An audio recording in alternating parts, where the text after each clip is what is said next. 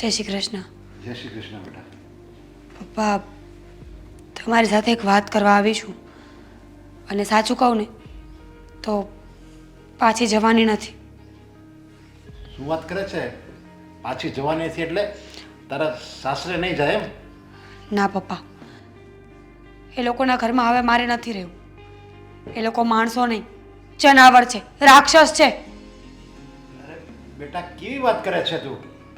તું તો એવી રીતે જેમ વાત કરે છે જેમ તું કંઈ ફરવા ગઈ હો, એની સાથે તને ફાવ્યું નહીં અને તું ઘરે પાછી આવી અને હવે તું એમ કે હું બીજી વાર એની સાથે ફરવા નહીં જાઉં, એવી રીતે વાત કરે છે તું. હા તો શું કરું પપ્પા? સાચું જ તો કહી રહી છું ને. તમને ખબર ન હોય ને તો કહી દઉં કે આદિત્યના ફઈ છે ને એ બદલો લે છે તમારી સાથે. આદિત્યએ જાણી જોઈને તમારી ફેક્ટરીમાં નુકસાન કરાવ્યું છે. અને એટલું જ નહીં, ફેક્ટરી વેચવાની વાતો કરે છે. જેવી સારી ડીલ મળશે ને એટલે ફેક્ટરીને વેચી અને પૈસા લઈ લેશે. પપ્પા, તમને ખબર નથી, એ લોકો તો તમને મારવા સુધીની વાતો કરે છે. બેટા, જો એ ગમે એ કરે પણ છતાંય એ આ ઘરનો જમાય છે, તારો પતિ છે, તારા એની સાથે લગ્ન થઈ ગયા છે અને કોઈ પણ છોકરી હોય, કોઈ પણ સ્ત્રી હોય એ એક ભાવમાં બે ભાવ ન કરે. એટલે તારે ત્યાં જ જવાનું છે અને હું એને સમજાવીશ. તું આ જે બધી વાત કરે છે ને કે ફેક્ટરી વેચવાની વાતો કરે, એ ફેક્ટરી નહીં વેચી શકે એમ હું એને સમજાવીશ. તું એની ચિંતા રહેવા દે. શું સમજાવશો પપ્પા? માણસ સમજે એમ જ નથી. મેં સમજાવવાની કોશિશ કરી, વાત કરી કે તમે જે કરો છો ને એ બધું જ ખોટું છે, પણ નહીં, એ લોકો તો કોઈની વાત માનવા રાજી જ નથી. અને એક આ ફઈને તમારી સાથે શું દુશ્મની છે ને મને તો આજ સુધી એ જ ખબર ના પડી. અરે ફઈને તો મેં કોઈ દિવસ જોયા નથી અને આદિ એમ કહેતો તો મારે એની સાથે કંઈ જામતું નથી, તો એ આદિ સાથે જેવું વર્તન કરે એવું તારી સાથે કરે છે. આદિ સાથે શું વર્તન કરે છે? આદિ તો એમનો પઢાવેલો પોપટ છે. ફઈ એમ કહે ને કે ઉડવા માંડ તો ઉડવા માંડે, બોલવા માંડ તો બોલવા માંડે. અને આ બધું પણ આદિ એમના કહેવાથી જ કર્યું છે. ફઈ તો એટલે આદિ તો અહીંયા એમ કહેતો હતો કે એને એકલવાયુ જિંદગી ગમે છે, એને કોઈ સાથે ગમતું નથી અને હું એની ઘરે બહુ ઓછો જાઉં છું, એ મને ક્યારેક ક્યારેક મળવા બોલાવે ને અમારે એકબીજા વચ્ચે કંઈ બહુ બનતું નથી ને એ બધી વાતો કરતો હતો. એ વાત શું ખોટી હતી? બધી ખોટી વાત હતી. એવું કંઈ છે જ નહીં પપ્પા. આદિત્ય બહુ ખોટો માણસ નીકળ્યો. બહુ સારો સમજીને લગ્ન કર્યા હતા મેં એની સાથે. પણ હવે મને ખબર પડે છે કે હર હંમેશા સારું દેખાતું વ્યક્તિ સારું હોય ને એવું જરૂરી નથી. એના બે મોઢા હતા ને એ મને ખબર પડી ગઈ છે. અરે પણ આદિત્યને તે જેવું જોતું તે એવું આપણે એને આપી દીધું છે. જો કે તારા જેવી દીકરી એને પત્નીના રૂપમાં મળે છે.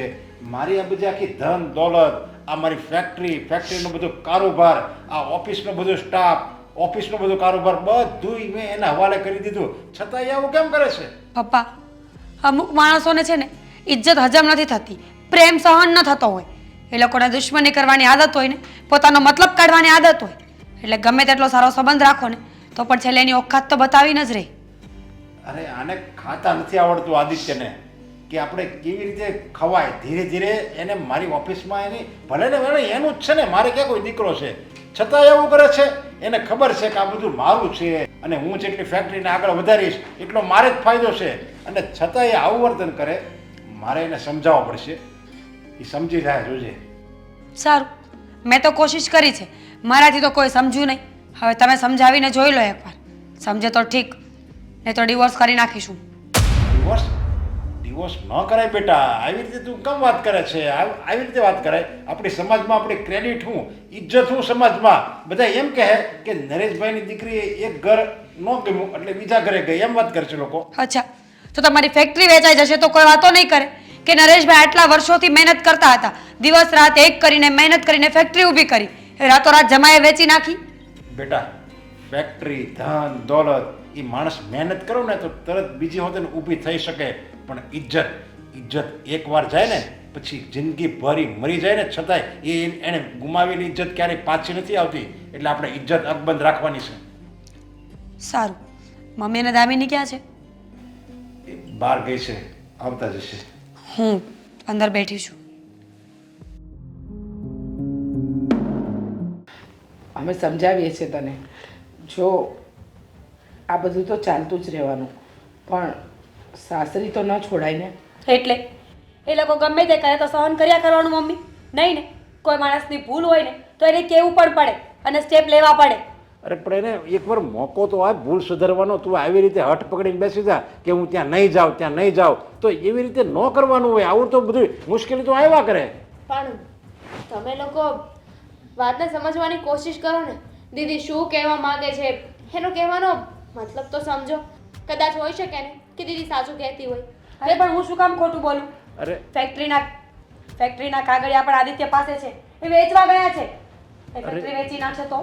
પણ ફેક્ટરી વેચી નાખી એ અલગ વાત છે. અને તું એમ કહેશો કે હું ઘર છોડીને હવે અહીંયા આવી છું, એ બીજી વાત છે. તું અહીંયા બેઠી રહે ને તો મારી આબરૂ જાય. ફેક્ટરી વેચાઈ જાય ને તો ભલે મારે રસ્તામાં રહેવું પડે, મારી આબરૂ નહીં પડી છે. અરે કઈ ઇજ્જતની વાત કરો છો પપ્પા? આ તમારો જમાઈ તમારી સાથે ખોટું કરે એમાં ઇજ્જત નથી જતી? અને તું અહીંયા બેઠી રહે એમાં તો મારી ઇજ્જત વધારે વહી જાય. અને મને એ નથી સમજાતું કે તમે મીરાને ઇજ્જતની શું કામ વાત કરો છો? દીકરી કંઈ ખોટું ખરાબ કરીને થોડી ઘરે પાછી આવી છે. આપણે એમ કહેવાય કે સાસરે જતી રહે, પણ જો ન જવા માંગે તો ખોટો ફોર્સ પણ ન કરાય. બિલકુલ ના કરે. આવો બેટા. હિરલ તું પપ્પા ઓળખો છો તમે? હા, આ બેનને તમે ઓળખો છો? હા, એટલે કેવી રીતે? જૂની ઓળખાણ છે. કઈ રીતની ઓળખાણ છે પપ્પા? હા, કયો ને. ઓળખીએ છીએ એ હવે એમાં. તમને નહીં કે, એ વાત તો હું કહીશ. અરે પણ હિરલ અત્યારે એ વાત ઉખેડવાનો અરે કઈ વાતની વાત કરે છે? અરે ના ના, ખાલી અમે ઓળખતા હતા એકબીજાને એ બસ. જ કે ભૂતકાળમાં આ તમારા પતિદેવે મારી સાથે દગો કર્યો. શું? તમારી સાથે દગો? અરે કઈ વાતનો બેન, જણાવશો જરા? એ જ કે મારી સાથે પ્રેમનું નાટક કર્યું અને પૈસાની લાલચ આવી એટલે તમારી સાથે લગ્ન કર્યા. પપ્પા આ આ બધું ભાઈ શું બોલે છે? અનાપ શનાપ ગમે તે. તમે લોકો અમારા ઘરે આવીને જુઠ્ઠાણું નહીં ચલાવતા. શાંતિ રાખ થોડી. તમે તો કહેતા હતા કે મારા પપ્પાને આમની સાથે કઈ વેર હતું. એ શું હતું તો કઈ બા? એ તો એક જાતનું જુઠ્ઠું બોલતી હતી હું. કેમ કે મેં તને કહ્યું હતું ને કે સમય આવશે ને ત્યારે બધી વાત આપોઆપ સામે આવી જશે. એ સમય આવી ગયો. કેમ?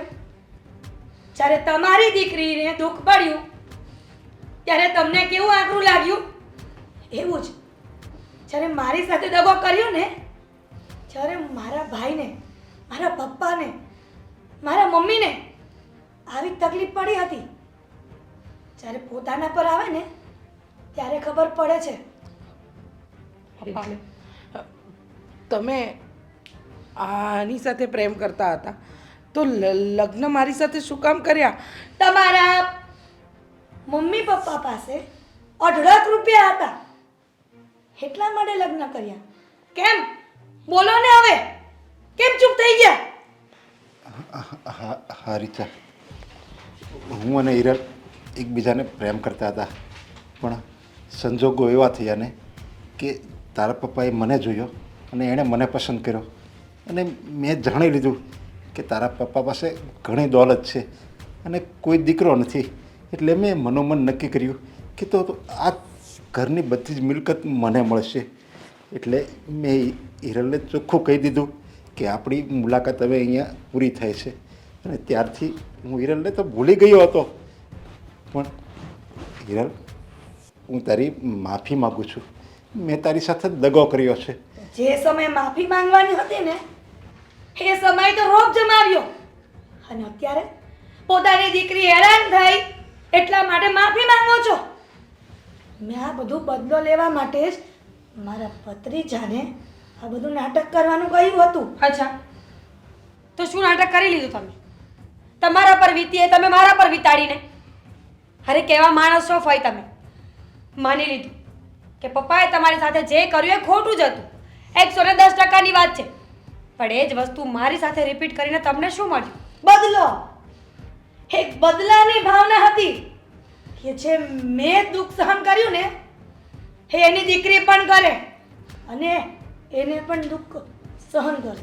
અરે પણ હિરલ, મેં માફી માગી લીધી છે અને મારા ગુનાની સજા તું મારી દીકરીને નહીં દે, એને તું સ્વીકારી લે. આદિ, ત્યાં તો એની સાથે લગ્ન કર્યા છે ને, તું એને ખૂબ પ્રેમ કરે છે ને, અને તું તારી પત્નીને છોડી દઈશ? પત્ની કેવી અને પ્રેમ કેવો?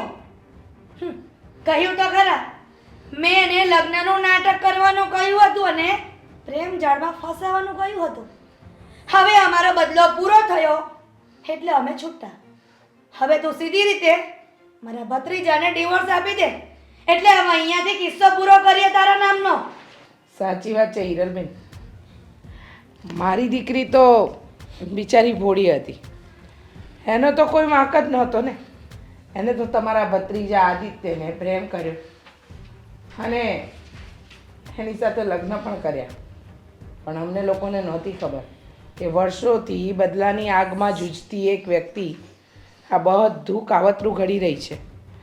પણ સાચું કહું ને તો તમે બરાબર જ કર્યું ને, કારણ કે કહેવાય છે ને કે મા બાપના કરેલા કર્મનો ફળ બાળકોએ તો ભોગવવા જ પડે.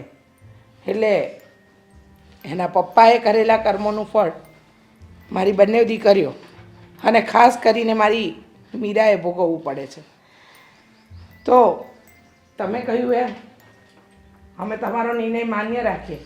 તમે કહો છો ને કે આદિત્ય હવે મારી દીકરીને ડાયવોર્સ આપી દેશે, અરે તો આદિત્યને આ વાત મંજૂર છે?